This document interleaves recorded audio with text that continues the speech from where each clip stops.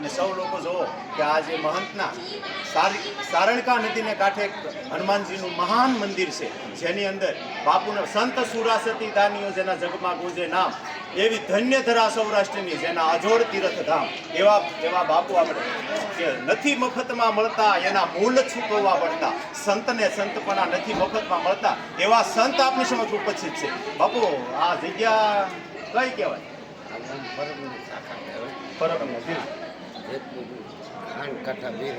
જી બાપુ. અને બાપુ આ કેટલા સમયથી આપણો આશ્રમ ચાલે છે? 30 વર્ષથી. અને આ જગ્યા અચ્છા, પહેલા નાની એવી દેરી હતી, એમાંથી બાપુએ આજે વિકાસ કરી અને આપ જોઈ રહ્યા છો કે કેવડી જગ્યા અને કેવડો આશ્રમ બનાવ્યો. જ્યારે બાપુ આજથી 30 વર્ષ પહેલા આવ્યા, બાપુ એવું કહેશે કે 30 વર્ષ પહેલા હું આવ્યો.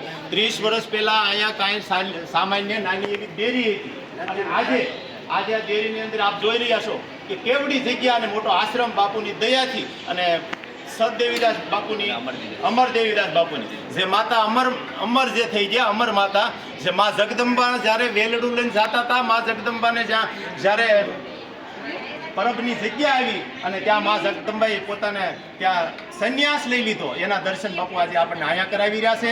એને બાપુને પણ આપણે ખૂબ ખૂબ ધન્યવાદ ગણીશું. ખૂબ ખૂબ ધન્યવાદ બાપુ. નમસ્કાર બાપુ.